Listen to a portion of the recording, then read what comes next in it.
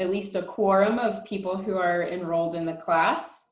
And the first couple of slides, I'll just go back over what we already talked about last time, just to kind of reorient, since we sort of left off right when we started talking about single cell techniques. So just to kind of start back off here, single cell RNA-seq is one of the techniques you can do to get transcriptomes from single cells. You can also just use nuclear transcriptomes, and so your data is going to be a little bit different. You're not necessarily going to have those transcribed ones, but you'll have a representation of everything that goes out into the cell if you get nuclear RNA. So the general steps are going to be to dissociate your cells, isolate single cells, construct a library, and then follow that with sequencing, which we went through in detail last time. So we're not going to go back over what the RNA sequencing is, because the principles are all the same. The big difference comes in the analysis, which is the next step, because that's very different from a bulk RNA sequencing. These days, a lot of people are using 10x system to do a droplet-based cell isolation, which we'll talk a little bit more about in detail.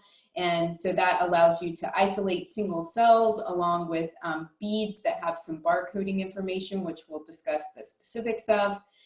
And then from those isolated droplets, they can do the reverse transcription, first strand synthesis, which we talked about before, which allows you to amplify, add adapters, create your library, and then that's compatible with Illumina HiSeq, which is more or less the video that we went through.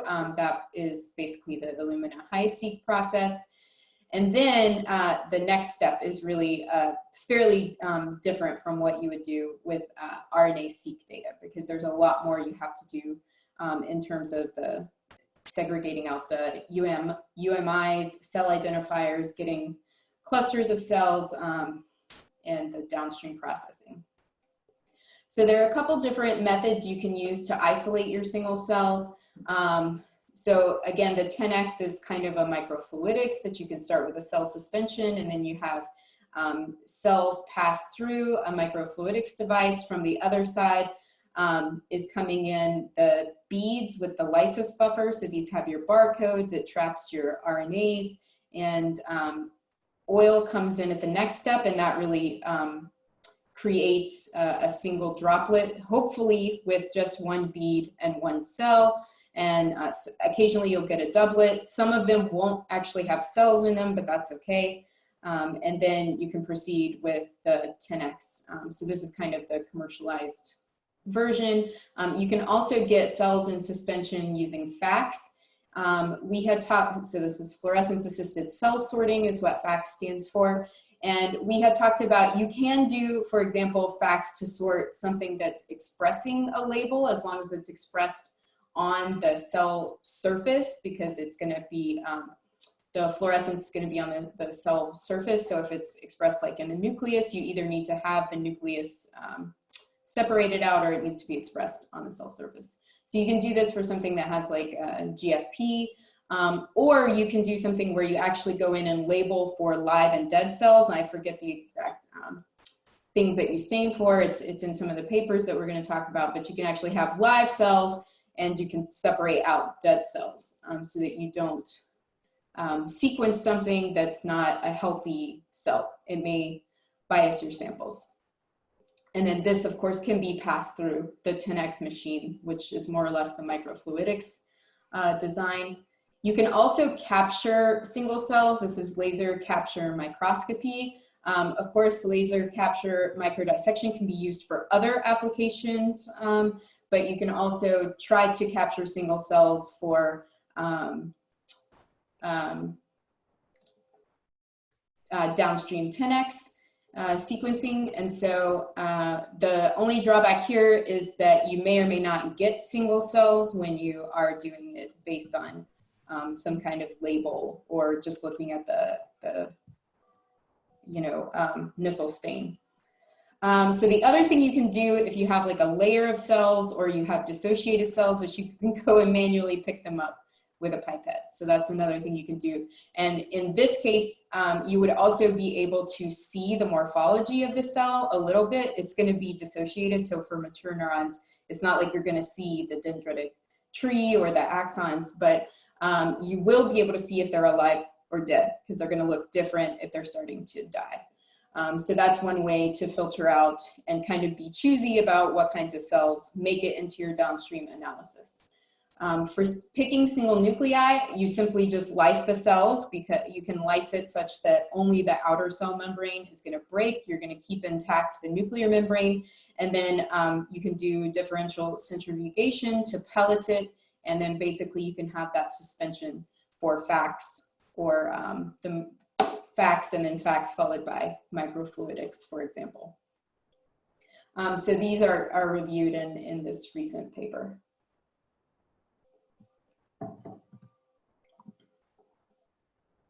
So the 10x system is basically, somebody have a question? Yeah, sorry. Yeah, go ahead. For fact sorting, I remember using propydium iodide for like sorting through dead and live cells. Yeah.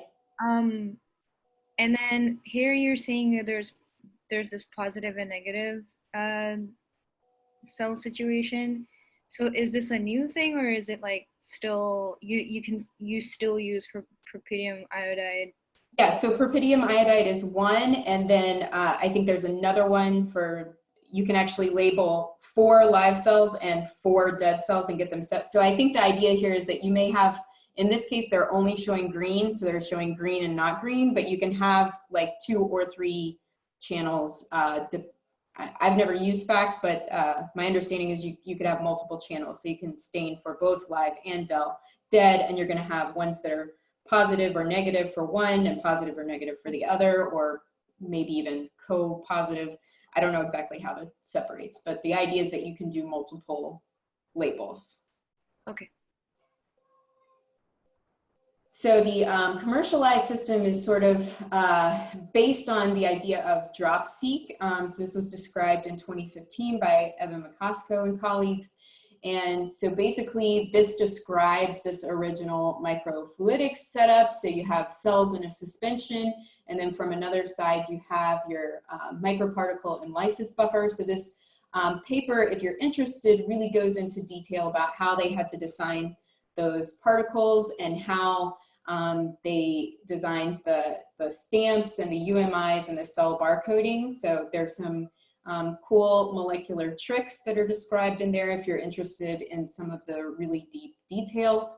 But essentially with the lysis buffer, it has to act really quickly so that you don't damage the expression of the cells. So hopefully it happens in a quick way such that the mRNA are not affected. You have this bead that has, let's see if they show exactly what the color code is. Anyway, one of them is the cell barcode, one's a UMI, one of them is a PCR primer linker, and then of course it has the oligo DT, which is going to trap the RNAs. And so then the droplets, so once you separate them into single droplets where all of this sort of, you can think of it as sort of a state and a zip code and a street, all of this information gets added, and then you can break it apart and mix them all together now because they all have their addresses. So once everything has been coded, you can break the droplets and then start your reverse transcription, and this uses a unique molecular trick that's a specific reverse transcriptase has called template switching, and it uses that primer to basically add to, once it's making the first strand, it also adds all of this information in there with the first strand that it's synthesizing. So it's going to have not only the sequence of interest, it's going to have the UMI, the cell barcode intact. So this complex is called the STAMP, the single cell transcriptome attached to the microparticle. So in this case, these are still, the beads still represent the single cells that they came from, but of course at some point you're going to unlink and then mix all your things together. So then you reverse the stamps, and then you proceed as we've talked about. So you have your first strand, the sequencing, and then the analysis. So the big part of the first steps for analysis that are going to be a little bit different from RNA-seq, in the case of RNA-seq, you sort of have a sample barcode. In this case, you have not only the cell, but also the gene, because of course there's going to be amplification. So certain genes, there's going to be more or less abundance of the copies of them within each cell. So you need both those pieces of information. So the first thing you need to do is using that information, align them to each, separate them by cells, then separate them by genes, and then do the counts. So essentially the first step is the count matrix. So we'll talk a little bit more about the steps of analysis. Again, I'm not super expert at that stuff, but I'll just tell you some of the basic principles. And if you're interested, you can, I have all of the references where I got the information, so you're welcome to look it up. So one of the applications not long after the description of DropSeq was the expression profiling of retinal cells. So they sequenced 25,000 bipolar cells, not only bipolar cells, but a lot of other retinal cells, but they were specifically focused on the biology surrounding bipolar cell identity. And again, I think some of you are working kind of in the retinal system, but one of the nice things is that there's sort of these layers that are defined by specific cell types, and those cell types have been well defined both by morphology, genetics, and some physiology based on their function and projections and anatomy. So they were trying to see if there was anything new they could learn about the biology based on single cell sequencing. So they took all of these cells, did the molecular profiling, and based on the analysis, they found two new subtypes of bipolar cells. So in the literature, there was something reported like something between 9 and 12 types of bipolar cells, and they described a few novel ones. So I'll just make a comment here before we move on to the analysis pipeline. You may be wondering, oh, 3 more cell types, what's the significant there? How many genes is that? So we'll talk about the analysis pipeline, but basically the pipeline is long. There are a lot of steps. There's filtering of data, there's batch corrections, blah, blah, blah, blah, blah. So there are decision points at many places that are going to affect how this data looks in the end, how many of these blobs there are, how far apart the blobs are, all based on decision points throughout this analysis pipeline. So there's a lot of argument over whether this should purely be computational or if it should be based on biology or if there should be something in between. And I think in the end, a lot of people are going somewhere in between, thinking about what the biology should say and kind of what the computational models are saying and meeting somewhere in the middle. So just be aware that these are not fully automated processes. There are decision points, and it may be influenced by how you're collecting your cells, the system that you're working in, what kind of labels you have. Are you comparing healthy and diseased, or are you comparing different cell types? So just keep in mind that there's always a grain of salt to be taken. You can't necessarily take these pieces of data at face value. You should think about the system that they're using. And that's about as deep as my knowledge goes, but I'm going to walk you through this chart. But basically, the first step really is this count matrix of the cells. And here again, this is really the clustering by UMI followed by the cell address and then comparing across cells. So what does it mean exactly about the count matrix? So this is, you know, how many times do you see a certain gene in a certain cell, and how many, if you call this is kind of going into some of the deeper levels, but if you call a cell type something based on an expression of like 5 genes, how many times do you see that cell type in your sample? So these are the kinds of things that you're counting. So one thing that people do right away is if there's underrepresented data or something they think might be from the reads are too short or too infrequent, they'll just throw it out. So they pick some cutoffs and they throw out data that doesn't meet criteria. And that might be different depending on how well you dissociated your cells. If you did or didn't select out dead cells, that may affect how you do your QC steps. And then there's some other steps, normalization. There's going to be something called batch correction.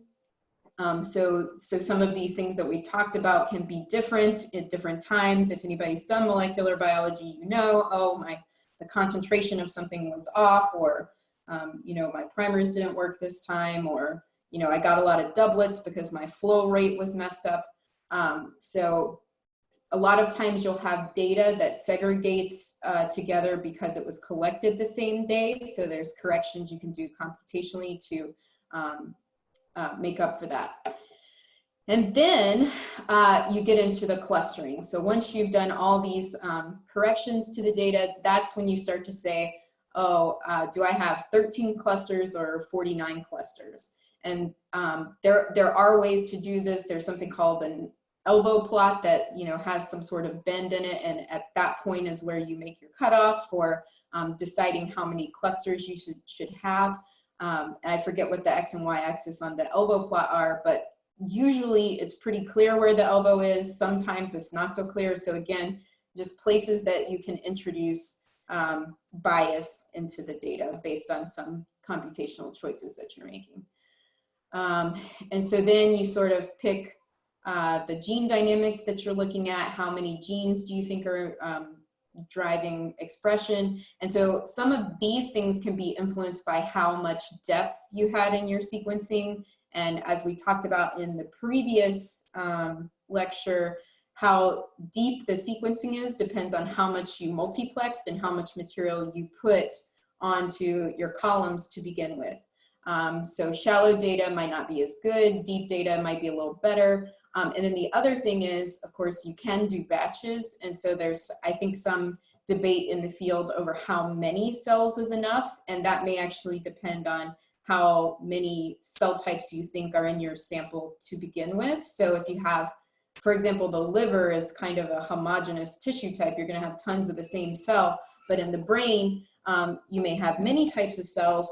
And if you're just looking at, let's say, the hippocampus, and you're looking for different kinds of pyramidal cells, that's going to be way overrepresented. But if you're looking for another kind of cell type or trying to identify subtypes, maybe you need to count way more cells to catch those rare cell types. So something to keep in mind. And then they plot it over, I think they have something called pseudotime, which is basically you can do developmental assessments of like what kind of gene profile did you get early, like embryonic stages, developmental stages, and into adulthood. So you can do those kinds of comparisons too. And this can kind of give you an idea of the developmental trajectory of cells, what gene programs are coming on at certain times. That's about as much as I know. It's already, I may have been throwing in some BS there. So hopefully that's as much as you guys need to know for now. And if you're interested, Anita? please consult some experts. Yes. So Anita, question, can you explain sequencing depth? I think that was something that, at least I don't think got explained last time. Yeah, so, so we were talking about the video. And so when I walked through the video, basically they show this lawn, which if the link isn't to that video, there's also like, there's tons of stuff on next gen sequencing on YouTube and stuff. So if that's how you, like, I'm kind of a visual learner with this stuff. I've never understood it until I like visually could see it. But let's say, for example, you have a column and it has the capacity to make 1 million reads. You can start with like 100,000 gene species that get trapped on that lawn, or you can have 500,000. And that's going to change how much you can amplify that piece of DNA. So if you have something that's super rare in your sample and you catch a representative, sample of it in, let's say, the 100,000 one, then you have 10 chances to amplify that and catch it in your sequencing. Whereas if you put 500,000 pieces of DNA on, you're only going to amplify everything once. So your reads are going to be biased towards the overrepresented ones. So you might not catch the rare ones. So the less starting material you have, which can either be less starting amount or less multiplexing of samples, fewer samples. So you can have one sample that gets read deeply, or more samples that get less deep of a read. So it comes down to how much that got amplified during the clustering process on the columns. Anita, Does that make sense? sort of going off of that, do you think there would be a trade-off if say you're looking for a rare cell type and you have to kind of keep doing different trials in order to get enough of the sample? Does that lead to a trade-off in the amount of reads and depth you can get, or do you just have to do more sequencing overall? Yeah, so I was going to say the way to get around that, if you have a rare cell type, you could try to do something to enrich for it from the first part, which is to say, put a label in it and fact sort those, like bias your sample towards those in the first place, or take more cells, read them at the same depth. So get a good depth of read off. So in the case of single cell, you have two problems, rare cell types and rare genes within those cell types. So for regular RNA sequencing, you're going to have more of a problem getting rare genes. But in the case of single cell, you're going to have both. You're going to have rare genes within rare cell types. If you have a rare cell type, you definitely want to be enriching on the front side if you're looking for rare genes also inside those cells. So yeah, you can always just sequence more because, as I mentioned in the analysis pipeline, you can do batch correction. So if you get like 100 cells one day, 500 cells another day, you can read them on a single column each time and then do corrections for how deep those different reads were or how good the quality of your sample was. In terms of like practical cost, because if I understand correctly, these experiments are kind of like both time and like financially expensive. So you would probably just want to enrich as much as you can for like what your target cell is, so you don't get all this data that you don't ultimately need, I guess. Yeah, supposedly, I mean, I think there are some decision points that can affect the price. They're reporting 6.5 cents per cell, but that's obviously with a certain level of multiplexing that they're doing. So depending how much you're multiplexing, how many cells you're trying to dump onto a single column,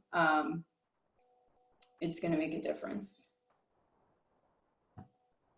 And one thing that I didn't mention is you don't necessarily put all of the stuff that you collect onto the column, because once you create your library, there's usually some amplification that happens. So you could take half your sample and do a shallow read, and you could take half your sample and do a deep read.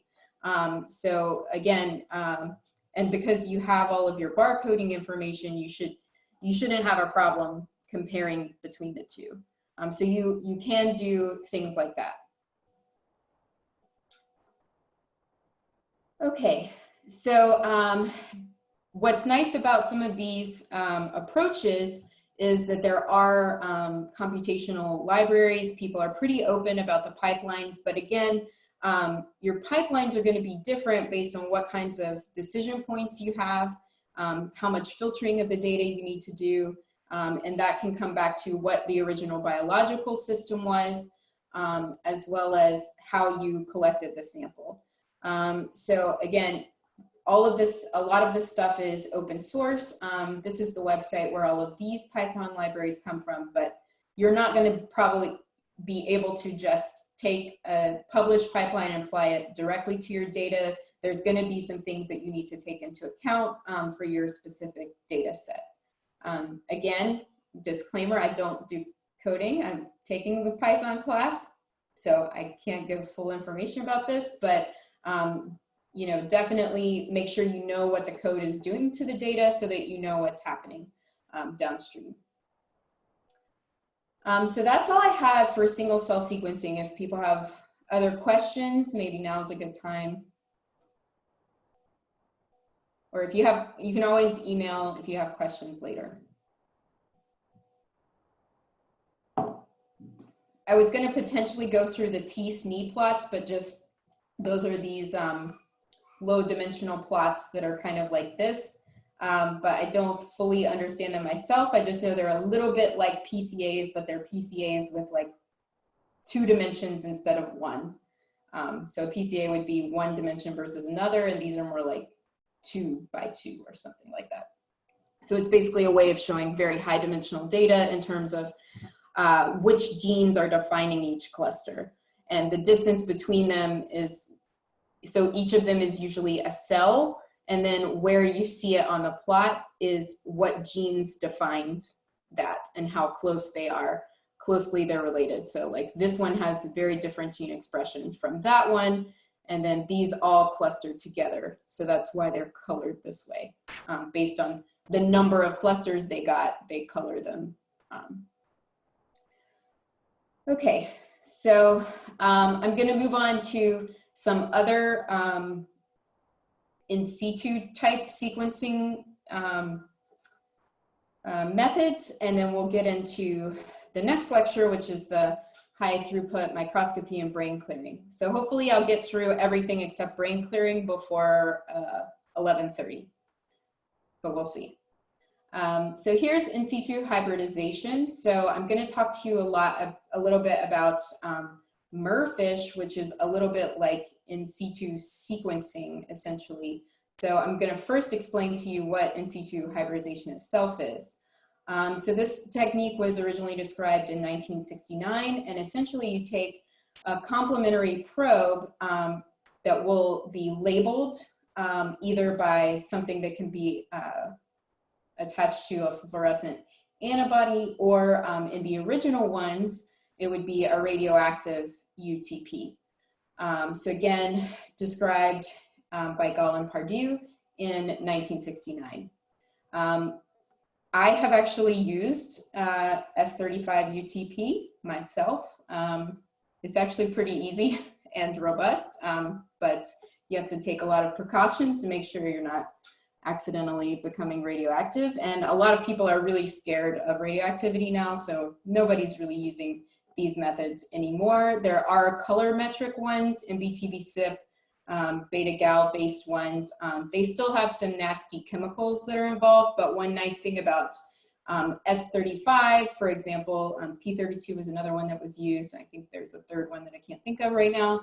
And MBTB-SIP and some of the chemical ones, because it's a reaction, and in the case of S35, it has a half-life that decays, you can actually develop signals more. So it's not exactly amplification, you're just letting your film be exposed longer. So if you have weak signals, you can just put the film on and leave it for more days and get more of a signal. In the case of the chemical ones that deposit a color, you have to kind of babysit it, which is very unfortunate. You have to sit in the lab or stay close to the lab and check it every few hours or minutes, depending how fast you think it's going to develop, and how much probe you had hybridized is going to affect how fast it is. So some of them are like on the hour of an hour and a half, and some of them are like 2 days.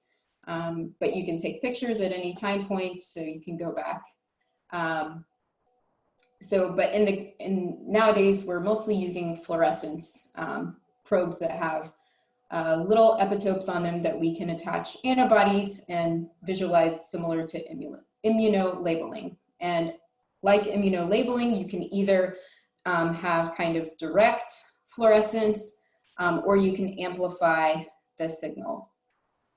So most of the people now are using fluorescent in situ. Most of the time you're trying to do 2 different labels at the same time. So the colorimetric ones are not as good for that. It's hard to distinguish purple and brown, which are basically your 2 choices. So you can obviously get many more colors with fluorescence in situ hybridization. So essentially you have, in the case they're showing here, for example, you incorporate a UTP that's conjugated to FITC within your probe. So some of the probe some of the complementary sequence is just going to be regular NTPs, and every few of them are going to be labeled. At the places where you've incorporated the FITC UTP, you can then go in with an antibody that's anti-FITC. In this case, it's conjugated to a peroxidase moiety that can then be reacted with tyramide that basically can amplify the signal. And if you also have a UTP from another probe that has incorporated DIG, you can use other reaction reagents to amplify the DIG signal. And so essentially, how are we getting these probes labeled? We're basically doing we've cloned the DNA of interest, and we use reverse transcriptase to make the RNA probe, and instead of regular NTPs, we put in spiked in some of the FITC or DIG UTPs. So in separate reactions for separate probes, you can put in the FITC or the DIG. And again, you can amplify. And I just want to highlight here, I've heard occasionally some complaining about some of the newer techniques being long. And if you can use your eyeballs here, these are 5-day experiments. So FYI, 2 days is not long. 5 days is very long, especially when it has a 50% rate of failure or more. So just so you know. So thankfully, there have been a lot of advances on the original system.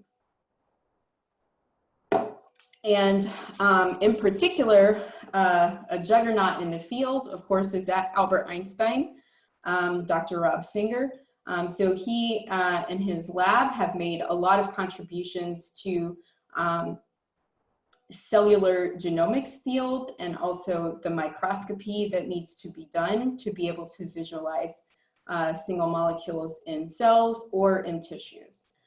So they pioneered this system where they could localize, basically they changed the way the probes were made and also the microscopy involved. So I didn't say back here, but when you synthesize these probes, obviously you're trying to get not only good coverage of your mRNA, but you're also trying to incorporate a lot of these epitopes. And so usually we make the probes as long as possible. And this leads to two things that are necessary.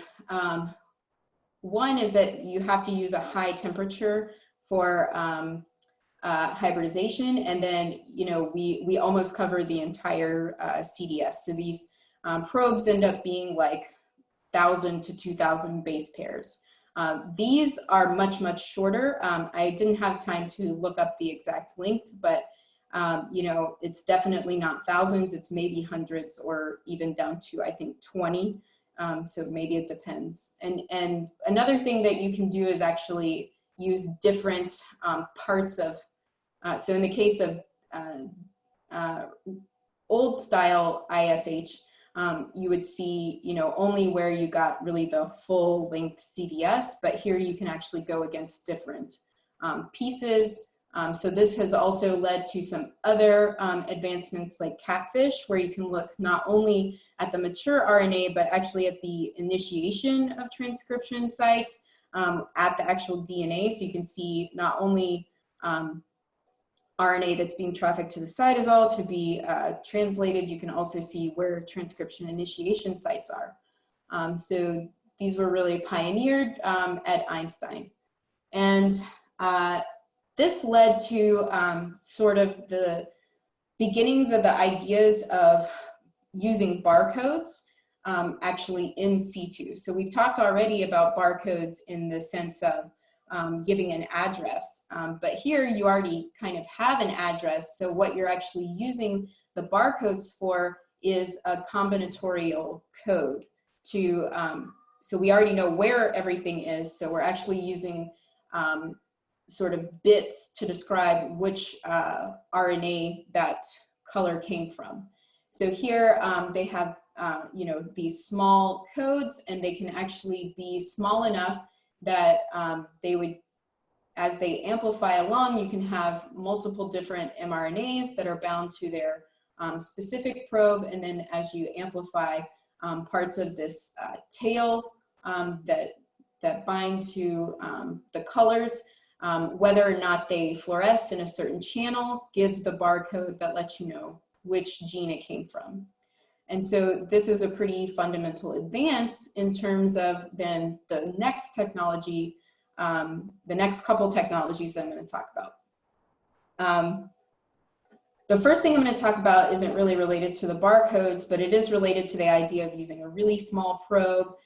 These commercialized fish kits really originated from the idea of Christmas tree probes. And basically you have sort of an amplifier that allows multiple fluorophores to bind. So in the case, I didn't actually realize there were two kits available now. There's View RNA from Thermo Fisher, and there's RNAscope from ACD Bio. So you have, in both cases, to me, it looks like the technology is essentially the same. You have this part of your mRNA probe that's going to be specific for your target, and they're going to tile along the target. So you have multiple places where you can get binding. So if you have binding of 2 targets in a row, it will allow the binding of a preamplifier. And so, for example, you can have the preamplifiers for several different channels. In this case, they're showing 4. So then the preamplifier binds, and then you can come in with the amplifier mix that then makes these from the preamplifier, which is just the L shape here. You get the amplifier mix, which is the branches of the Christmas tree. I couldn't actually find the Christmas tree reference, but it's somewhere in the literature. But essentially it makes the branch of the tree, and then you can see these labels come in and bind, and they're binding at multiple locations. So this is like huge amplification of the signals. And so these are based on, again, these are RNA-based probes as well, and then the fluorophores come in and bind. So, so they're commercialized kits, and basically if you want non-amplified up to 4 channels, it's 5 hours, and then if you want amplified up to 4 channels, it takes something like 20 hours that can be broken into 2 days of like 10 hours and 10 hours, 10 hours and 5 hours or something like that.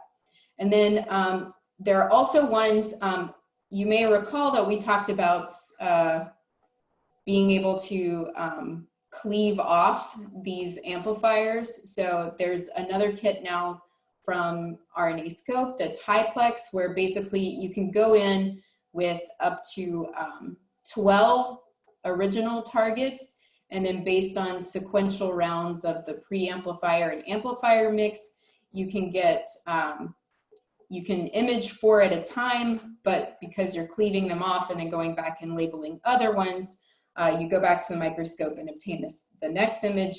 So each round of, so you have 3 rounds of 4, and you can get 12 probes imaged that way. So there are some issues with that, like hopefully you don't damage the tissue doing so many rounds of hybridization. There is some loss of signal due to, usually it's a protease that comes in and does the cleaving, so hopefully that doesn't remove too much of the signal. But there are commercially available kits to do up to 12 at this point. So that kind of puts it in the hands of all labs, even people who don't have access to, you know, being able to do a lot of cell culture and cloning of your, and you know, reverse transcription. So basically making your probes usually takes about a week to get to do all of the cloning that you need to do, and then it takes a week to do the fluorescence. So this basically, you order your probe, so you save a week that way, and then, you know, it's 1 or 2 days to stain. So it's pretty good. So then that brings to multiplexed error robust fish. So this again is sort of small molecule based fluorescence in situ hybridization.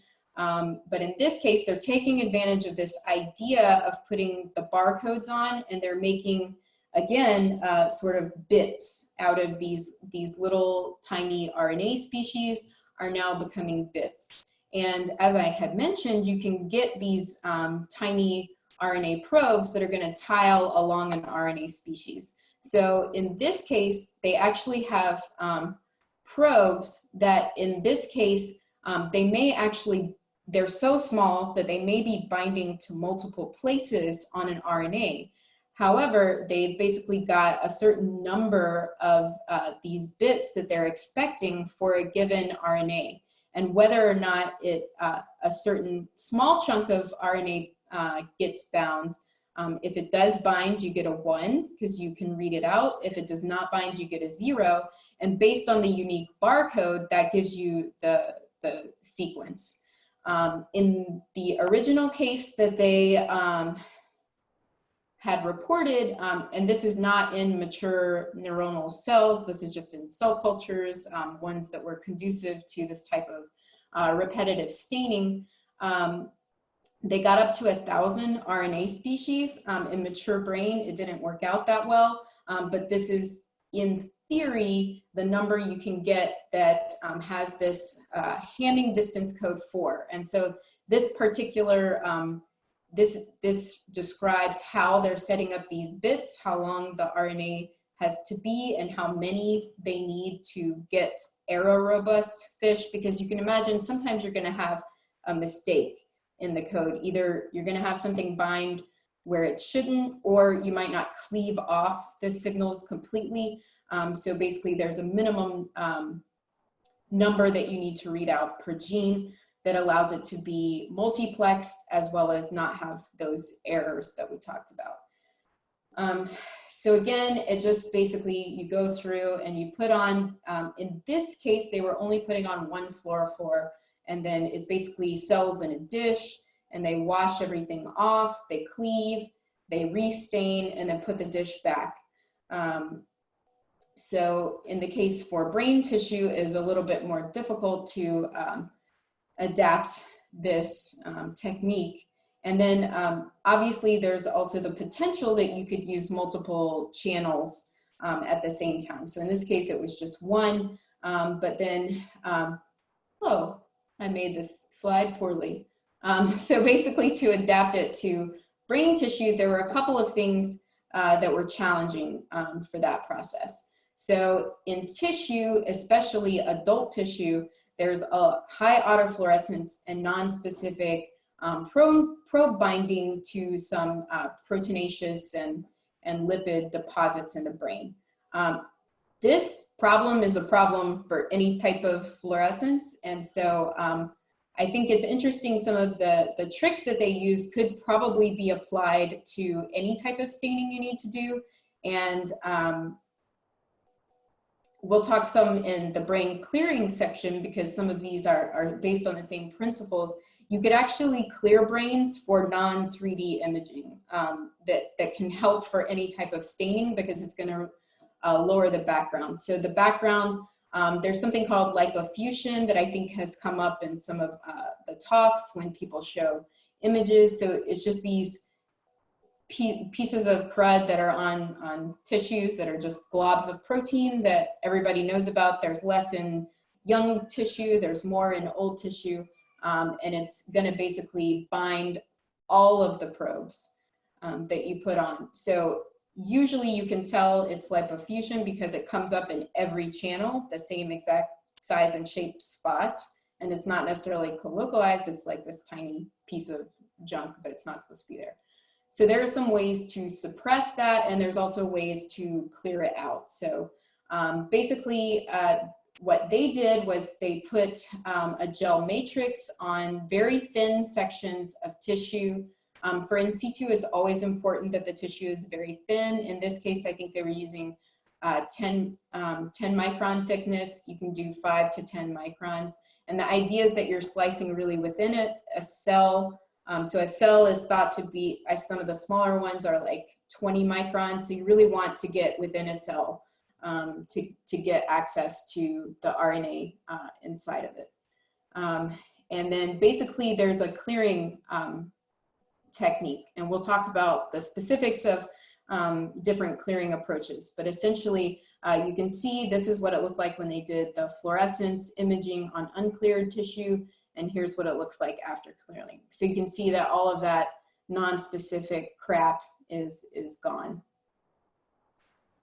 So once they had adapted merfish to adult brain tissue, some colleagues of mine in 2018 combined single-cell RNA-seq with merfish to get a map of the medial preoptic area in the hypothalamus. And so essentially what they did first was they did single-cell RNA sequencing. Here they did the FACS method followed by 10x sequencing that we talked about. I forget how many cells, they had 30,000 cells total, so they thought they had reached good capturing of all the cell types, even some of the more rare cell types like endothelial cells and microglia. And so they were able to cluster those and find both clusters of inhibitory and excitatory cells. And based on how many clusters they got, they developed then a library of single cell, the merfish probes, which again, you have some limitations based on, being able to call a certain RNA and ones that work well with each other. So there's some empirical testing that has to happen. So basically from the single cell data, they chose, I think it was something like 100 genes that they went and then found where they were localized and the abundance within cells. So you can see here, they actually mapped where certain cells were. So you can see there are tons of inhibitory cells. You can see pretty clearly that the ependymal cells line the ventricle, for example. So I thought this was a really comprehensive study. And then the other thing that I think is worth noting is that they really had good coherence or correlation between the cell types they were able to identify with RNA-seq and the ones that they found with merfish. So obviously they're already a little bit related because they based one data set on the other, but what they saw in single cell data, they were able to map back to merfish. So I think that's all I have for that lecture. So I'm gonna switch to my other one. And if there's any other questions, I can take those now. Any tips on how to handle such thin slices? Like Kennedy? I think you froze. Can you say the question again? And do you have any tip or recommendation on how to handle slices that are that thin, thinner than a cell? Don't use merfish, use something else. To cut the cell, to actually cut the slice, sorry, the brain. Tips on how to make sections that small? Yeah, because I don't think I can go lower than 25. I don't know if it's just because I'm not very experienced or because there's a trick that I don't get. So I will tell you that the size of the brain slice makes a big difference. So I happened to be in the same lab where the work was being done. So I saw the chuck that was being used, and basically, a brain slice is like this, and they had cut a little tiny square just for the MPOA, and that was all that was being cut. So for one thing, it wasn't, I think maybe they surrounded that with OCT, but I can't remember. It might not have been. So how much OCT is around it can affect how it cuts. And then, yeah, we're not trying to get a whole piece of tissue stuck on a slide. And also they have to be collected. For the case of merfish, they need to be on cover slips. So for one thing, that allows you to place your piece of tissue in the same place under a microscope, so that you're imaging the same thing every time. And the other thing it facilitates is being able to wash the tissue multiple times. So you put it on a coated, I think in this case, the matrix may have been on the cover slip, or they added it using something cross-linked to the cover slip, but it facilitates that washing. And in the case of either the first or second study, for sure for the first study, they actually did all of the hybridization within the imaging chamber. So it was on the microscope. So there was this graduate student who smoked like a chimney, and he said he just like attended the microscope for like 24 to 72 hours, and he would just like do the washes, go take a smoke break, come back, do the washes, go to imaging. And so it's painful, but I think they're trying to improve it now so you can take the cover slip away from the microscope to do the washes. And some of these fluidics things I think can help automate the washes. You can have your buffer set up and it'll perfuse the things onto it. So some robotics basically. So that would be the way, is to, you know, make sure your sample is as small as possible so that you, when you're sectioning, you don't have as much a problem. But I do have some slides on sectioning if I can get my slideshow started here. Hang on. Slideshow from the beginning. Thank you.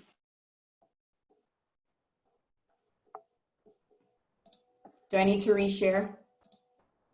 Let's see. Okay. You see my GIF? Yeah. Yes. I think it might have given me a virus, the computer a virus when I downloaded, but I really needed this. So just stare at it for a few minutes. There are some other GIFs. Don't download anything to give yourself a virus, give your computer a virus, but there's lots of cool microscopy GIFs. And so actually, I think this makes more sense to take a break now before I start talking about all the cryosectioning and high throughput microscopy. And also I need water because I've been talking too much. So let's come back at 11:30 and I'll move into the microscopy and clearing. Immediately start working on your presentations, and just a reminder again, we're going to email you guys after this class sometime today. Just send us by Monday midday not necessarily the title of a project, but at least like some orienting information, a few words about what the project is and who the presenters will be, and then we can kind of have a slate of people to speak so we all know who's going when, so that screen sharing and all of that stuff can be facilitated more quickly. Okay, so high throughput. So we're going to talk a little bit just about sectioning and microscopy generally from the perspective of just epifluorescence. So Tiago has already gone through 2-photon and introduced some other concepts for microscopy. I'm not going to get too much into that, only going to talk about things that are maybe different between imaging sections and imaging three-dimensional tissue. And it's not going to be too far in depth. I've dabbled, but I have never used these techniques a lot, but there are some general principles to keep in mind, especially as we're thinking as a department about getting the light sheet microscope and the things we need to consider for designing the experiments. So in this section, we're going to talk about sectioning. When you image sections, talk about scanning, stitching, and shading. There are ways to register 2D images to an atlas to do a 3D rendering, and then how that's facilitated using serial block face imaging, which I don't think we have the capability of here, but something you may have seen some data from. And then brain clearing, and then the imaging of brain clearing. And you can do that both with confocal and light sheet, and we'll talk about some of the considerations for those things. So of course, this is the iconic figure for the cleared brain. So this is the brain before clearing. This is the brain after clearing without refractive index matching solution. And then once you put your index matching, it becomes incredibly transparent. So in terms of sectioning, you can get very, very thin sections on the order of 0.01 to 2.5 microns, but these tissues are prepared on an ultramicrotome that have a diamond knife, and so the way that those tissues are sectioned and collected require either resin embedding or ultra freezing. So it's just not something people do typically with most tissues. And then I'm not actually sure even with the frozen if they would be compatible for in situ. So Noelle kind of getting at, like, there are microtomes specifically for sections this thin, but I'm not entirely familiar with whether or not you can do in situ on those sections. They may be in the end too thin. So what most people use and what we have in the core facility are cryostats. I think there's a vibratome, maybe it's broken, but a lot of people have access to vibratomes. In my lab, we have a sliding microtome, which is kind of old school, but it's useful for most histology purposes. So so here I'm just kind of comparing and contrasting what you have to do for your tissue preparation, and based on that tissue preparation and in combination with the tool you're using, how big the sections can be, and that can affect the downstream application. So of course, ultra microtomy, I guess is what you would call, is for electron microscopy, where you really have to have a thin enough section that the electrons can actually pass. So for cryostats, these are freezing microtomes or cryomicrotomes. So again, cryo means cold, micro means tiny, and tome is for cut. So all of these are cutting device, tome. It doesn't mean that it's you know, derived from the Greek word for it. Anyway, so perfused tissue that's cryoprotected, and we'll talk about cryoprotection in the next slide, or fresh tissue that's embedded in OCT. Both of them you really want to embed in OCT, so this is optimal cutting temperature. So cryostats typically are on the order of minus 20 degrees C. You really, this OCT is matched so that it's solid at 20, but you can pour it as a liquid at room temperature. And the range on the cryostat is from 0.5 microns, which is probably too small for anybody to use because you have to collect on slides somehow, up to 200 microns, but you're usually not using those. It's really not optimal for that because the tissue is frozen. It's not going to make good sections. This is really the trim function when you're just trying to find the brain area. So usually you're going somewhere in the range from 10 to 50 microns for actual glass collection of your tissue. And we already talked about slides. Superfrost Plus slides are very good. And then if you have perfused tissue, you can use it for antibody staining, or if you have fresh tissue, you can use it with in situ. So for the freezing sliding microtome, you basically take tissue that's at 4 degrees and you freeze it in water using dry ice. So this has to be perfused cryoprotected tissue because you are freezing it at the time of sectioning.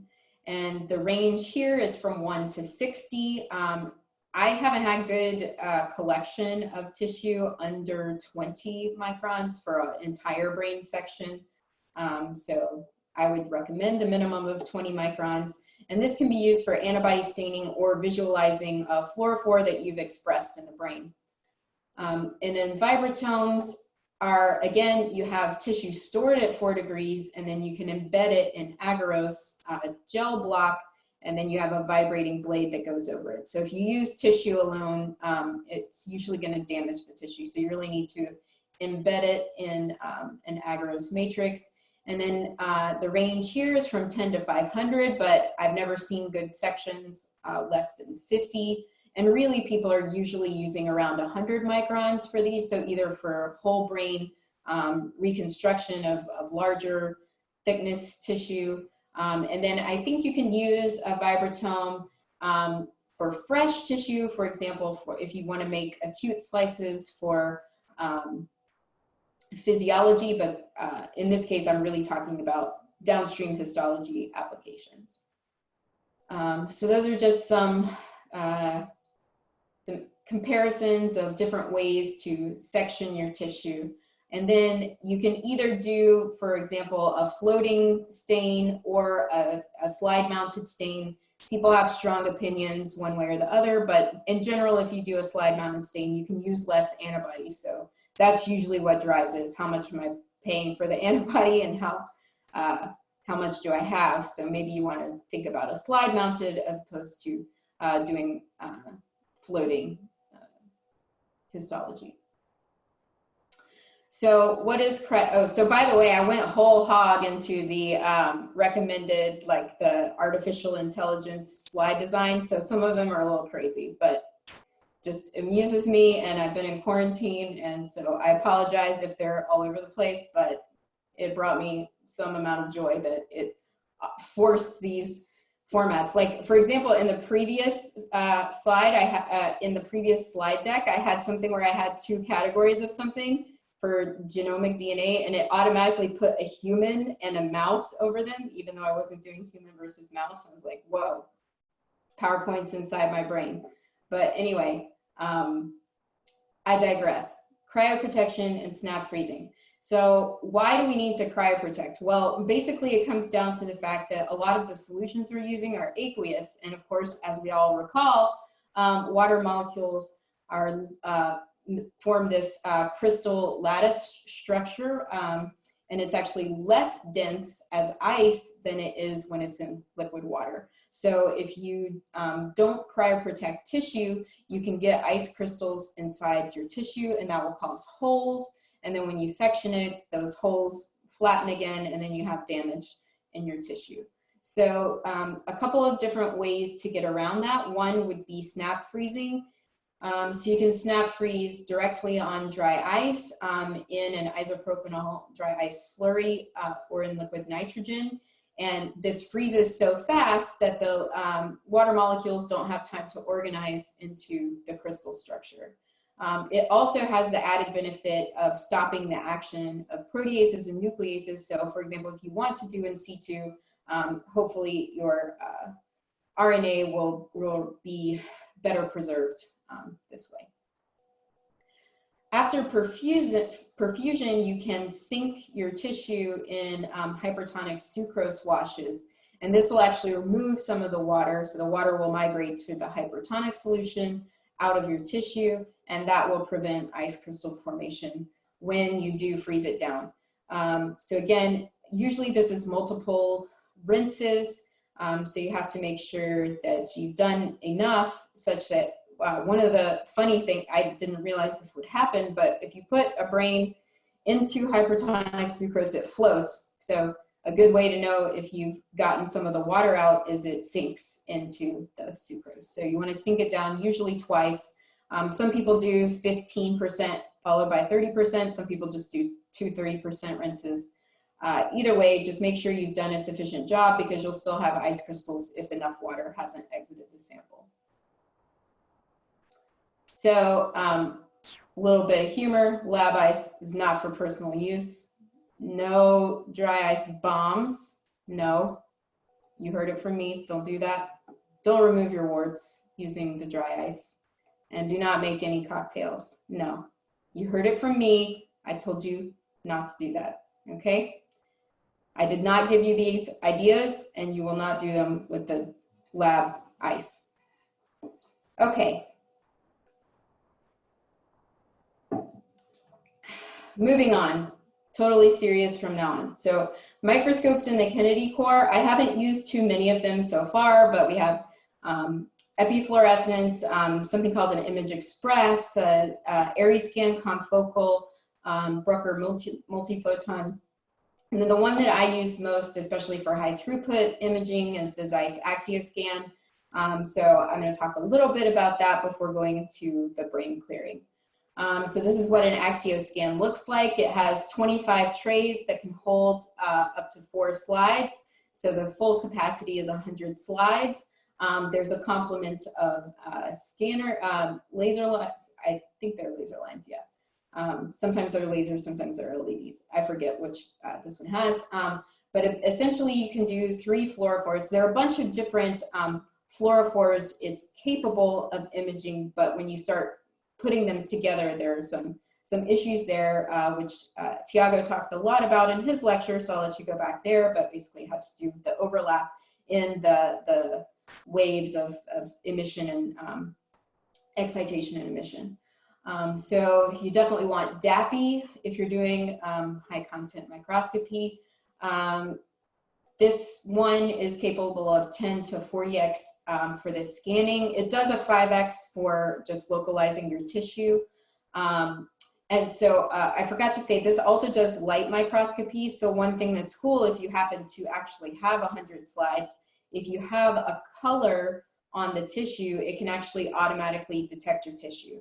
The fluorescence isn't so great for the automatic detection, but the light is very good for that. So I've also tried to think about ways that I can, I may have mentioned it to Costa, but basically putting a color on that doesn't interfere with the fluorophores, so that if you have a bunch of tissue that you need fluorescence imaging, getting the tissue detected automatically with the color, but the color is not that great. You can also outline the tissue, but sometimes if you've outlined in Sharpie, for example, that can autofluoresce, so it's not always the best idea, but just for your information, it's just things that help when you have tons of tissue to image.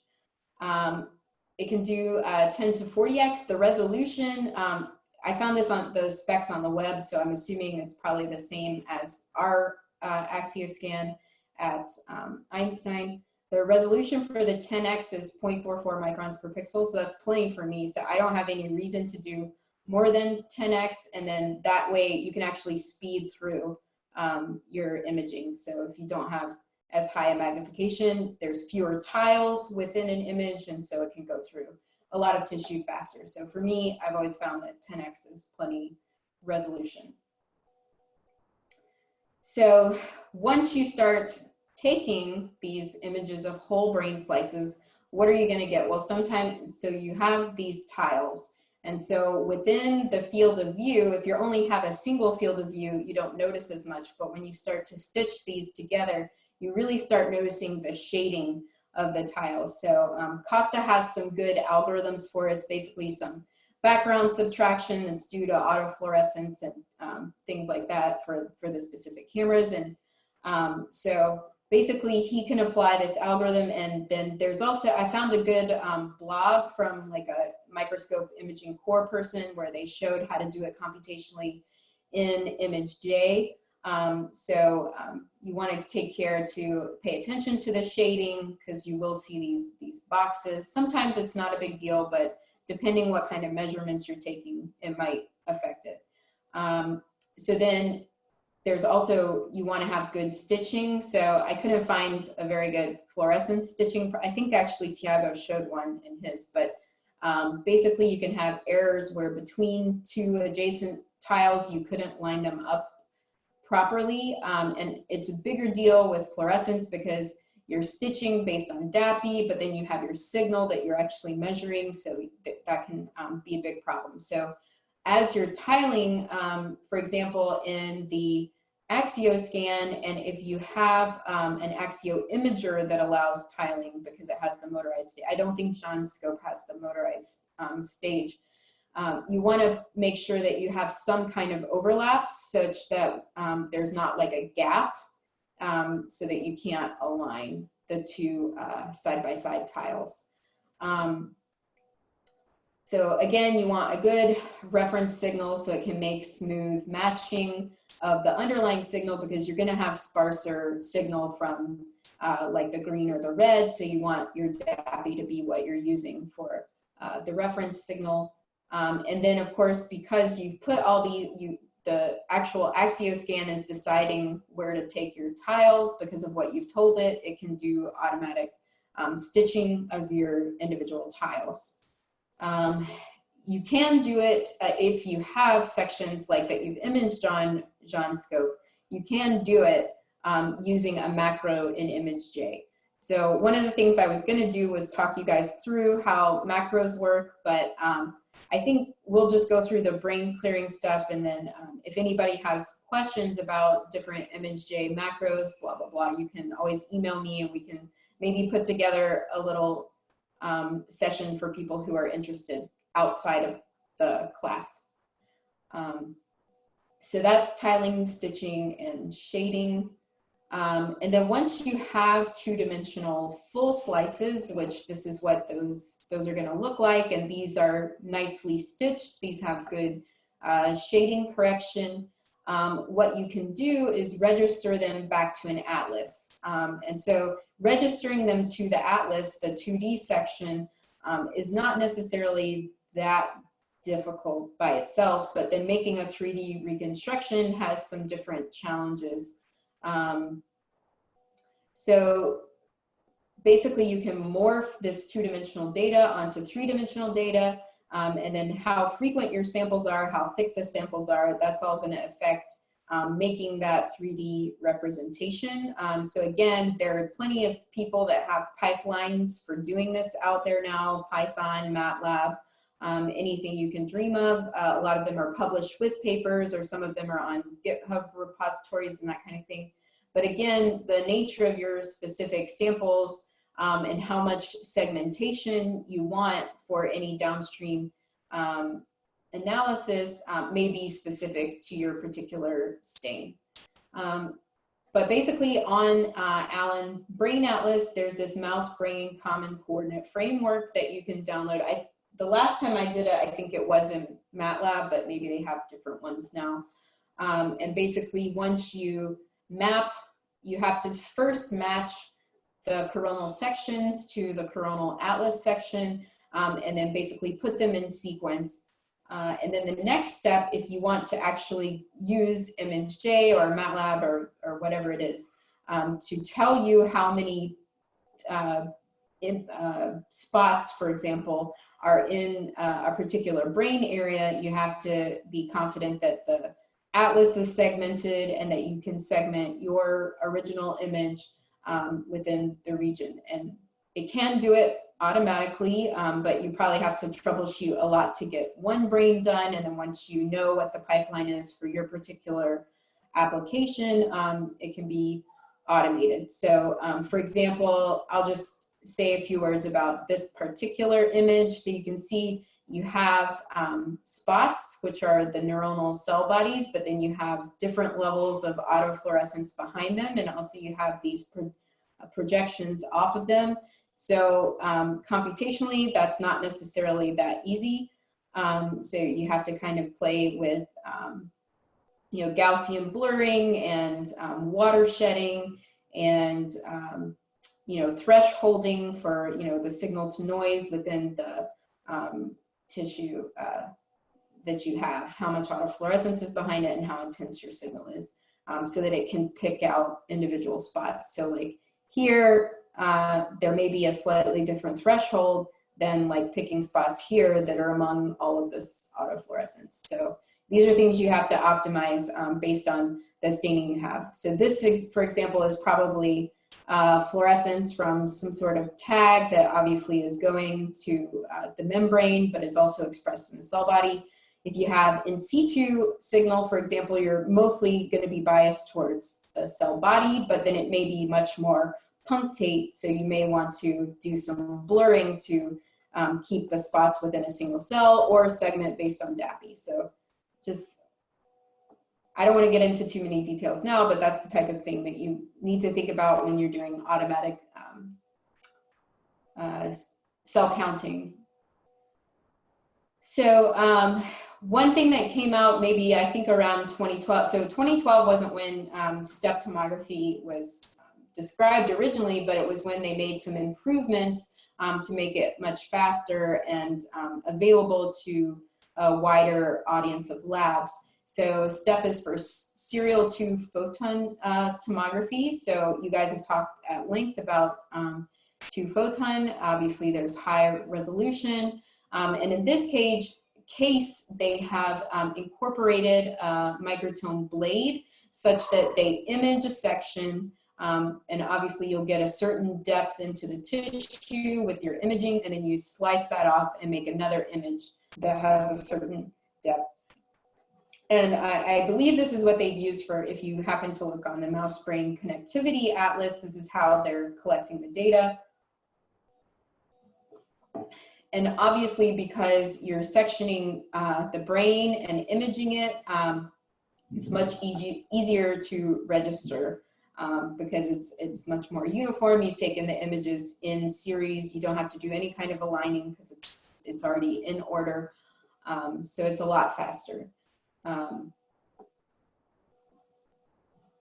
So that's steps. So then that brings us more to what I think you guys are more interested to learn about, which is brain clearing. So brain clearing feels very new, but a lot of people like to tell a story. It's been around for, you know, over 100 years now. So people were trying to clear tissues back in the early 20th century. And these original solutions were based on solvents, organic solvents, this complicated word, and wintergreen. And this was, Spattelholz was working on this. These original papers from 1914 are in German, so I apologize, cannot report back to you what they say. But he was definitely experimenting with mixtures to clear tissue. So what does it take to clear tissue? Well, for the first thing, you need to minimize light scatter. So Tiago spent a lot of time talking about light scatter and why tissue has a lot of it. And then the second half of this problem is to optimize high resolution microscopy. So as microscopy started to improve and people started to image things that were smaller and smaller, people got interested again in clearing tissue. So there was a lot of in the early 90s, they started reporting clearing of other types of tissues. And then I think really the field of neuroscience took notice in 2001 when this paper came out where they imaged a whole cockroach brain. And part of the, so this was an aqueous clearing, so it was not based on organic solvents, and we'll talk about the difference between those methods. But here they introduced focus clear, which was basically an aqueous solution that had a refractive index that was matched to tissue such that it would clear tissues. And basically in early clearing, either you could use a really small sample like a cockroach brain, or you can just do clearing on slices of tissue that are like 100 microns and just dunk them in focus clear. So we started playing around with focus clear, and when I wanted to order it, the only place to get it at the time was South Korea, and it was not super expensive if I recall, but it was, the shipping on it was outrageous. And so this little bottle was like $500, and I had to submit a photocopy of my driver's license, and it was very bizarre. And so I think you can probably appreciate that not a lot of people were able to do a lot with focus clear. It was a little bit limiting. And just to clarify, this is a 5 ml bottle. So I don't think that South Korea is the only place you can get the focus clear from. So you don't necessarily have to be put on a terrorism watch list to order it anymore. But I'll talk about some of the newer solutions past that, but this solution really kicked off, I think, the next phase of brain clearing interest, and in particular, tissue clearing, and specifically brain clearing. So there are some good recent reviews on clearing. The field really just has exploded in the last 10 or 15 years. There's tons of different approaches to clearing tissue. Again, based on the principle of refractive index matching. So there are a lot of ways to skin a cat, so to speak. So there are a bunch of different methods. They've been improved and tweaked, and depending what you want to do in terms of analysis, whether you want to do immunostaining or if you want to look at something you expressed in the brain, there are going to be different ways to prepare the tissue to facilitate those different downstream applications. But in general, you do the clearing. If you want to do staining, you do the staining. You do some kind of three-dimensional imaging. Here they're showing light sheet. You detect single cells, which is not trivial. You can register them to a three-dimensional atlas in this case, as opposed to a two-dimensional atlas that we talked about before. And then I love that everybody now, you know, as soon as you analyze something, you got to share it. So it's very nice sentiment that they said in this review. But in fact, they're promoting their own, they did a cubic atlas of all cells in the mouse brain. So that's what they're promoting here. But generally the principles are that you need to delipidate your tissue, decolor the tissue. If there's a lot of calcification, so certain tissues have more bone incorporation than others, you might need to consider that. And then the essential step, so these can affect how good the clearing is, but this is really what makes tissue clear, is matching the index. So as I showed on the first slide, you know, there's what the brain looks like pre index matching and post. And obviously it's not really clear until you've matched the index, the refractive index. So there are a couple different categories of techniques. The hydrophobic method is the one that's the oldest that was originally reported. And then I think it was 2012 or 2013 when they applied this technique to brains, and that was termed 3-disco, which we'll talk a little bit about. So you have permeabilization, staining, then you dehydrate the tissue, which means you get the water out, delipidate the tissue, get the lipids out, and then match RI. So at least my experience with the disco techniques is that all takes place inside this tube. So there's not a lot of specialized equipment. Most of these chemicals you can find in the lab. Some of them are nastier than others. You know, not a lot of people like to work with methanol and all of that, but they are usually just sitting around run-of-the-mill things. You don't have to order them from Korea. So there's robust, fast clearing. It's easy. So it does change the size of the tissue more or less at this step of removing the water. So that can decrease the volume of the tissue. Typically, the tissue size changes isotropically, which means that it's not changing in one dimension but not the other. So it's like the whole brain shrinks. So for imaging purposes, it's not so terrible, but something you have to think about. And then the process may bleach fluorescence or interfere with antigens. So you may have to do some extra staining, or you may actually have to do an antibody stain against GFP, even if your tissue is supposed to have GFP expressed. So then there's a hydrophilic method, and in this case, it's also called aqueous. So this one is called hydrophobic or solvent. This one is called hydrophilic or aqueous. And so people really got interested. Clarity was one of the first aqueous-based ones, and that's when people really started paying attention in terms of brain tissue. But essentially, you know, again, you have decolorization, decolorization, delipidation.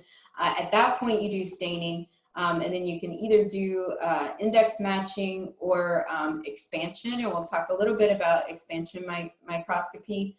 But then, and I have not done any hydrophilic alone. So there's a third method that combines hydrophilic with gel matrix.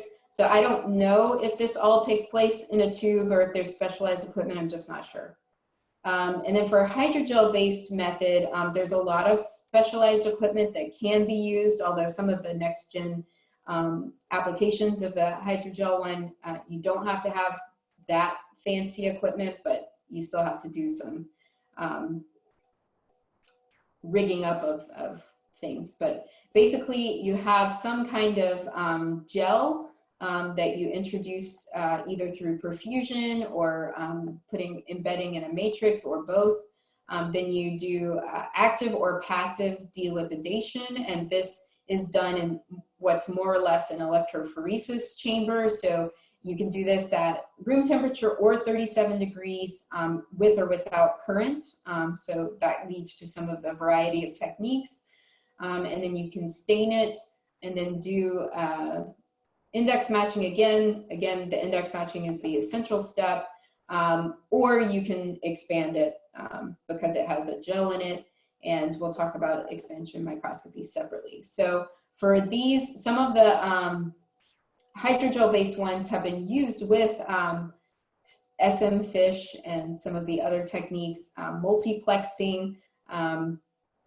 It has high protein retention. So I think what I saw was there's like up to 70% loss of proteins in the other methods. And with the hydrogel-based one, it's like 10% is all. So if you're trying to do antibody staining, this might be the best one. It is going to change the size of the tissue. It could be a feature or a bug, depending what you want to image. One thing that I think is probably true of all of them is that you can see with your eyeballs if the tissue is pretty clear or not. And so you can just tweak the steps. You can do it whatever treatment you're doing longer or at a higher temperature or with more stringency. And some of the reports will tell you which ingredients are necessary for the stringency of your treatment. So for example, delipidation or decoloring. So again, it may require some specialized equipment because you do need these phoresis chambers if you're going to apply current. You need a degassing chamber, so some other things like this to allow the gel to polymerize. So those are some things you have to bear in mind as you're trying to choose a brain clearing technique. And so here are some of the different ones that fall into these categories, but they're not entirely separate, which I'll talk about. I have sort of like spotty information for you. I don't have like a comprehensive view, so I don't necessarily know, I can't necessarily advise you on which to choose for your personal applications. So again, there's some good recent reviews that I would refer you to for your particular application in the lab, because depending what you want to, you need to visualize your endpoint before you decide which brain clearing method, or even if you have limitations based on the imaging equipment you have access to, you may need to tailor your experiment to that. And we'll talk about imaging in just a minute. Does anybody have questions while I take a drink of water? You wrote that the tissue changed. There was a plus and a minus before in front of shrink, my shrink, the slide before. In which case can that be a positive feature? It's easier to image because it's smaller. So we'll talk about what working distance. It's easier to image, okay.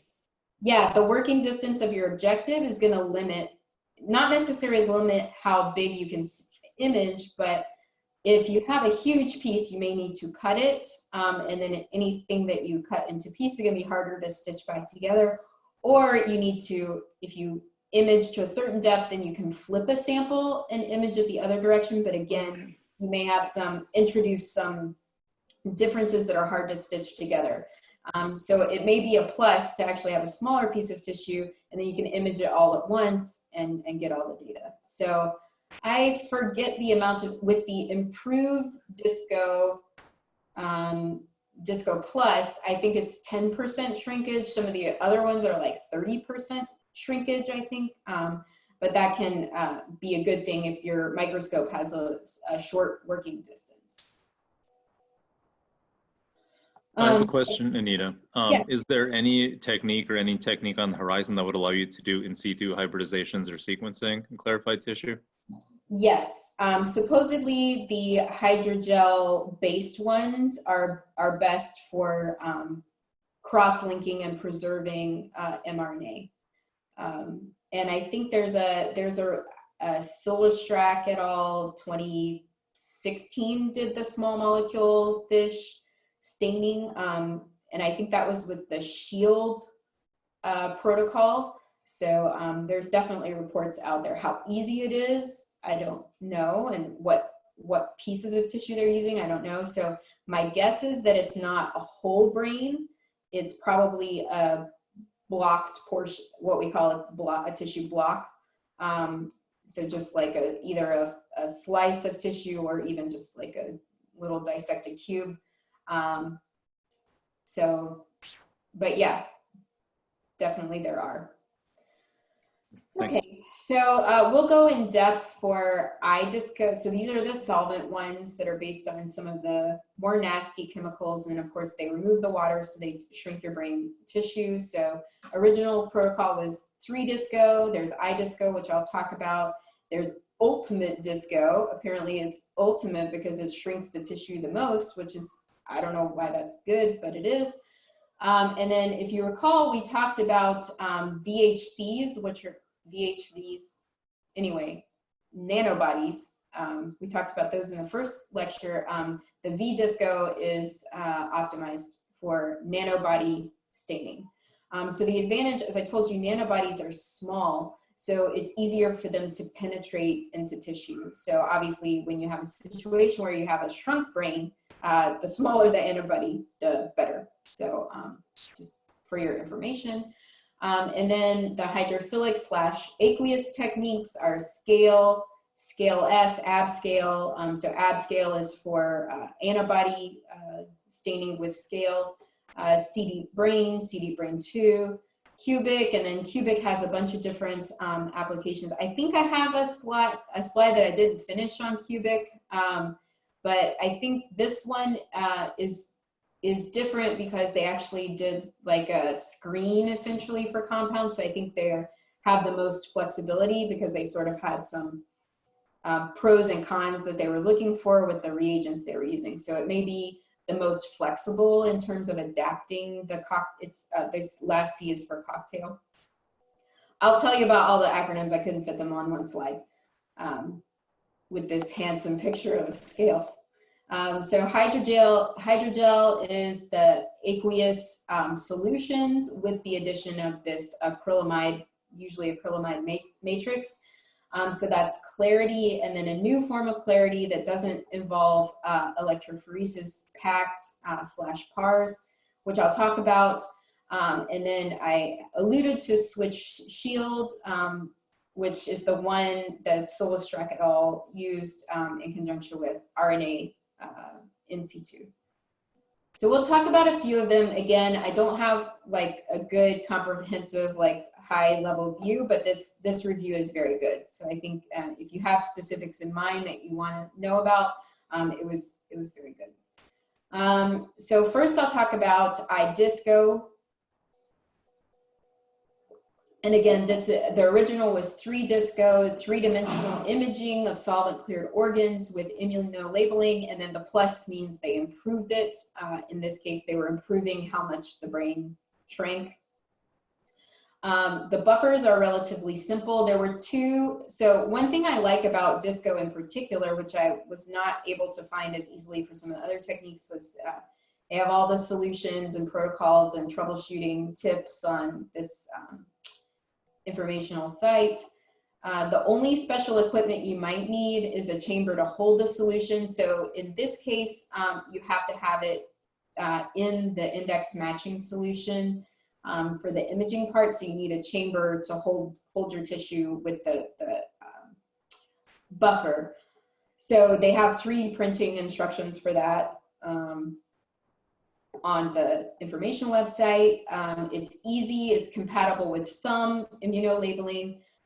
There's limited distortion of tissue, specifically with this improved protocol, and it's permanent preservation, I think at 4 degrees of your tissue. So I actually was collaborating with Rainier et al. For this paper, and they re-imaged the samples several times. So you know, if you had something weird, you made some mistakes, or you had some stuff out of focus, you could go back and re-image the sample.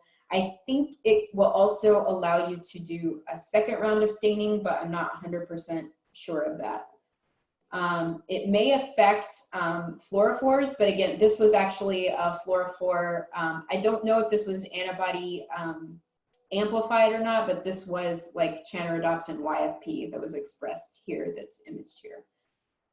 So it may affect some fluorophores more than others. There is shrinkage that occurs, but again, it's the same in all directions, isotropic. And it may not be compatible with all antibodies. I'm pretty sure there's a very specific CFOS antibody that was ultimately used for this paper. And again, there's light sheet scanning, which Tiago touched on. I'll talk a little bit more about Then there's spot detection, segmentation based on the atlas, spot counting, statistical analysis. So one thing I also liked about this paper, maybe I'm biased, but it actually told you how long each step took. And in this case, they cut the brains in half to accommodate those working distance issues. And then they used one channel for the 647, and they actually just use autofluorescence to be able to see white matter landmarks, and then of course the analysis part.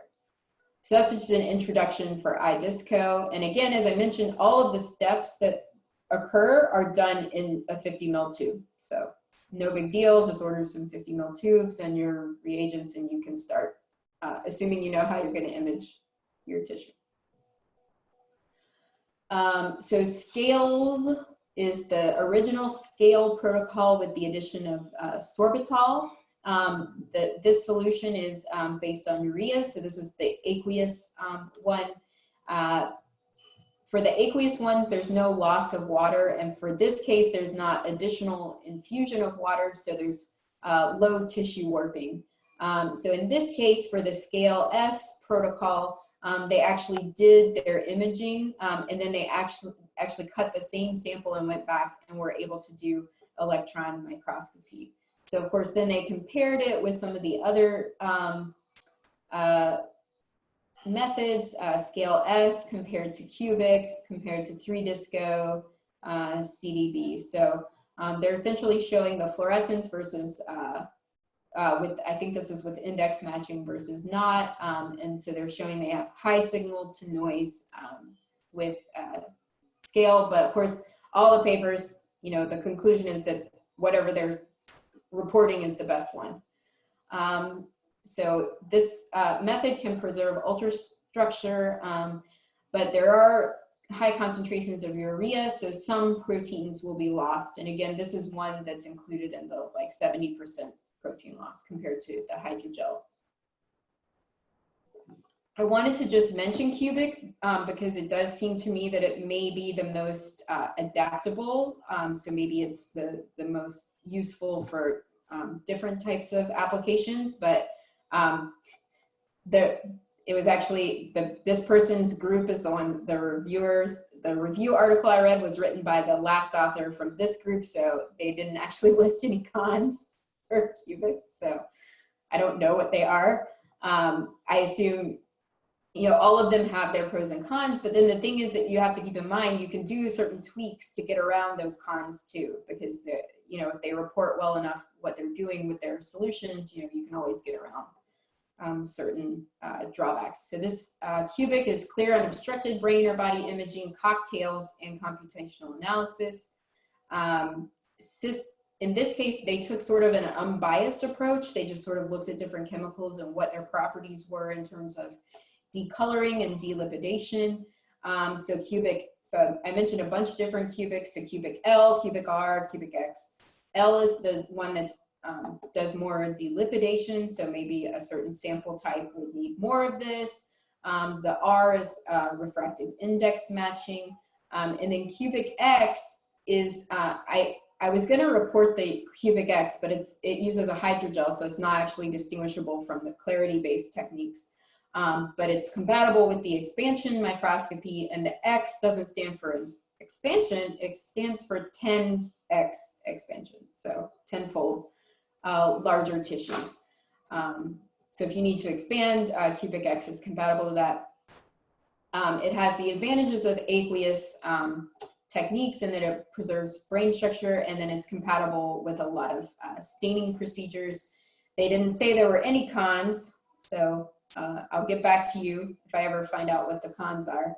But essentially, here again, they show that you need to do 7 days incubation with reagent 1. That removes the lipid, rinse that off, and then do reagent 2, and then adjust to their refractive index matching. So here it's maybe 14 days. Again, with disco, it's like 18 days plus a week. So there's some differences in how long it takes you to process. But again, you may have to wait longer or less, depending if you're trying to clear a whole brain, or if you slice into large sections, like 100 or 200 microns, it will take less time, just because there's less tissue to penetrate with the solutions. So then I'll just talk about clarity and then quickly go through the imaging considerations. So PACT is for passive clarity technique, and then clarity is generally thought to stand for clear lipid exchange acrylamide hybridized rigid imaging immunostaining compatible tissue hydrogel. Although in the original report on clarity, they don't actually say that's what this stands for, so you can make up your own acronym if you want. Although I think the guy that reports it, he does say in his talks that it stands for this, but it's not in the paper. So then PACT is the passive one, and then if you use perfusion, so transcardial perfusion to deliver the hydrogel and other solutions, is called PARS, perfusion assisted agent release in situ. So basically the difference is that there's no need for electrophoresis. And then the other thing that's important about this is that they introduced this RIMS solution, which they basically give the recipe for, and it's similar to Focus Clear, except you don't have to pay the proprietary prices for it or wait for it to come from Korea. I don't know if it still comes from Korea, but nevertheless, I haven't ordered it since 2013 because there are other, you can just make it in your lab now because the recipe's out there.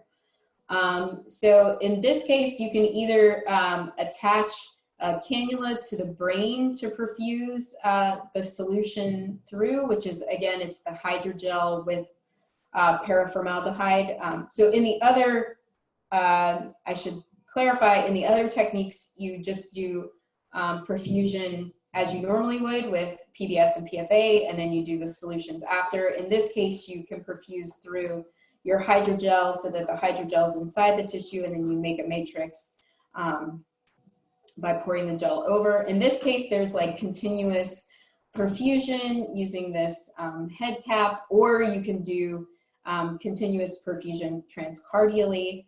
And then here's the tissue after it's been treated. So instead of doing electrophoresis in high temperatures, they have like a mouse in a pipette box that has the transcardial perfusion, and then it has a leak tube that continually recirculates the solution back through the animal's body, and then you take it out clear.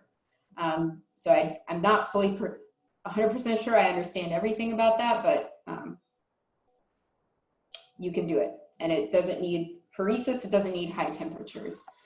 So this is what the brain tissue looks like if you use PARS, and then PACT, cleared and uncleared tissue. So again, as I mentioned, you could foresee using some of these clearing techniques, even if you're not going to, if you're going to just do regular sectioning on your tissue, because again, it's not completely opaque when you take it out, so you can still see it, so you can section it on a microtome or something, and then get better signal to noise just by clearing your tissue. So it's something to think about in terms of using it for, not light sheet imaging approaches. So again, here they show the signal to noise, super high with tissue. And again, it doesn't seem to be the actual signal, it seems to be the background, which makes sense based on what we talked about previously with small molecule fish. So that's all I'm going to talk about in terms of the specific techniques, but you can see there's a lot of detail there that you're welcome to look up on your own based on the references I provided. Does anybody have questions before I talk briefly about microscopes and the imaging? I was curious. I know this is neurocentric class, but I was wondering if clarity was has been done on like other tissue samples. Yes. Or yeah, so here they're actually PACT. I think part of the motivation behind PACT was to be able to clear bone and muscle, and so PACT clears the entire body. So obviously not the skin, like the hair, that probably has to be removed. But yeah, even the bones, this is bone.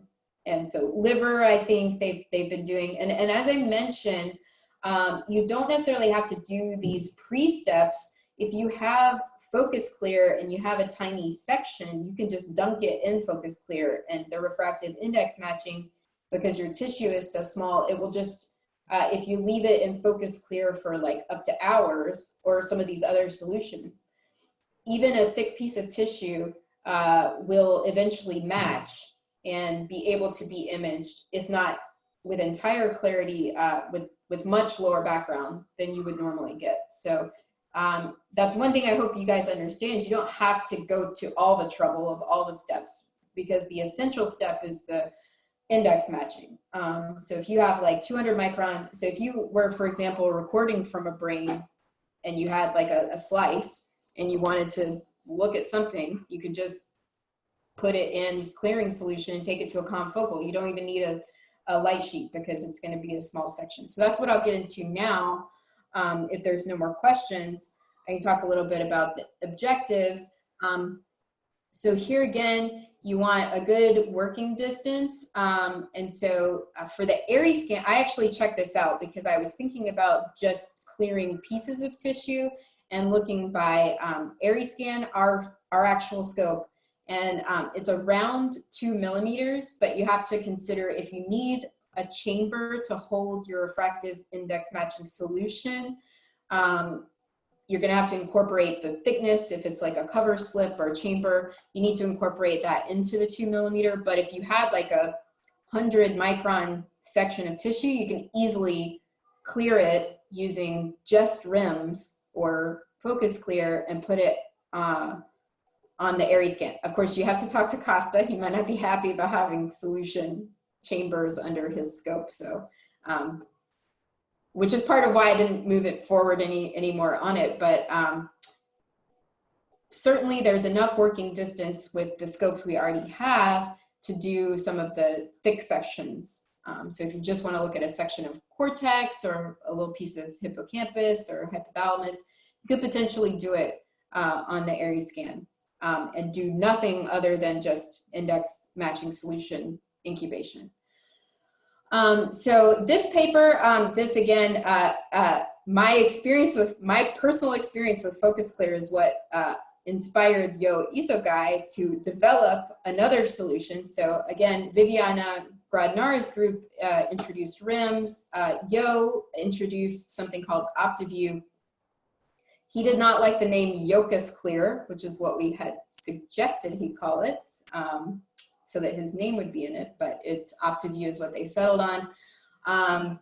So they went through and painstakingly discussed, based on a clarity approach, not the other clearing solutions, but all of the considerations you need. So they suggested having a numerical aperture above 0.9. So that's not standard, but they said there were alternatives possible. And so one thing I thought was interesting about this is they said the thickness of some of the parameters of the sheet of light can be adjusted on a light sheet to lower NA objectives. So there's some really interesting tidbits that, you know, should be considered when you're imaging.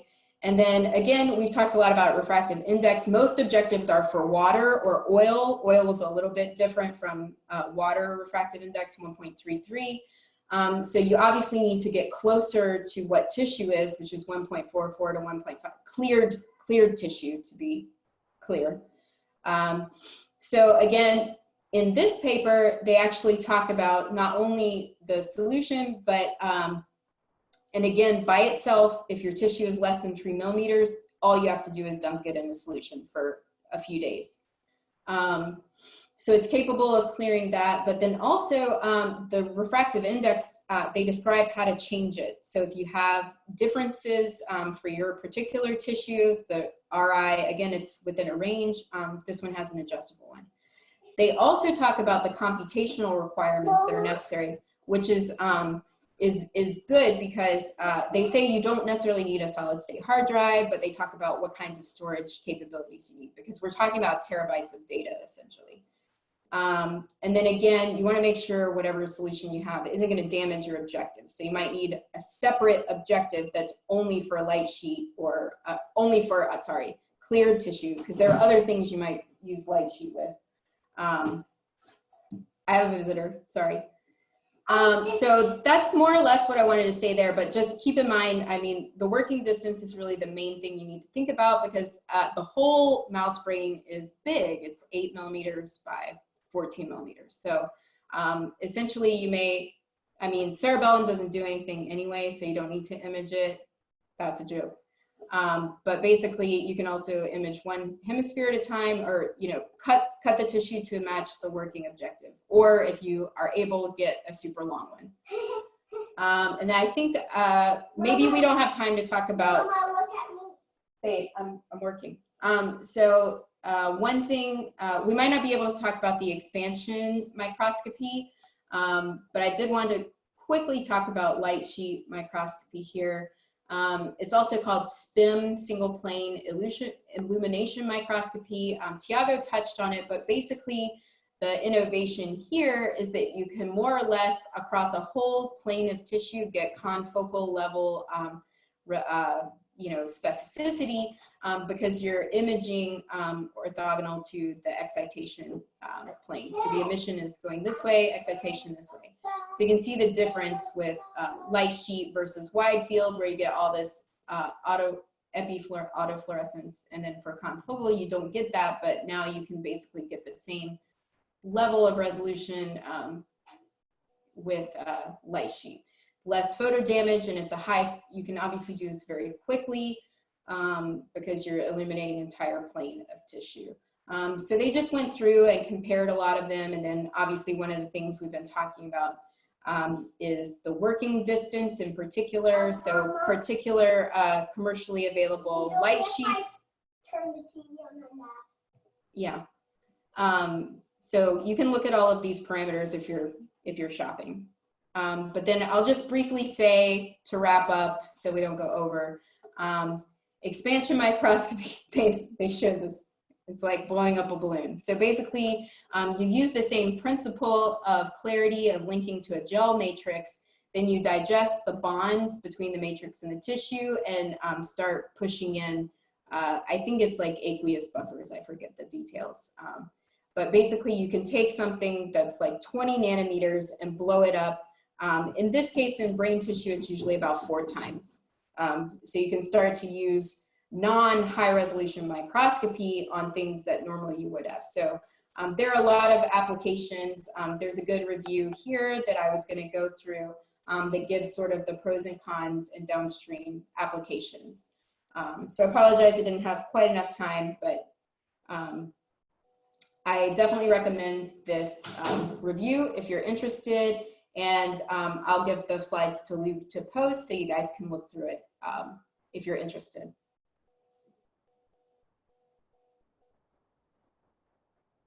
Any questions?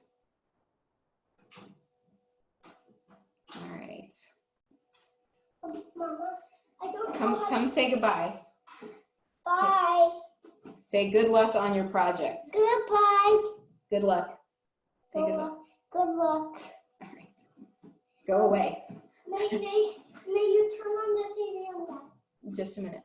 Okay, so you guys feel free to email with questions, and then we'll communicate about the final meeting where you guys are going to go through presentations. And so as soon as we get the information from you about what teams you're in and what your topics are, we can make a schedule, and so people can easily get on the Zoom and share the screens. Probably it'll be better if one person shares and then you guys tag team the presentation. So I look forward to that, and hopefully you guys have been doing the quizzes to give us some feedback, good or bad, on the class so we can improve it for next time. All right. Have a good weekend, and we'll see the ones of you in class on Tuesday. Thank you. Thank you.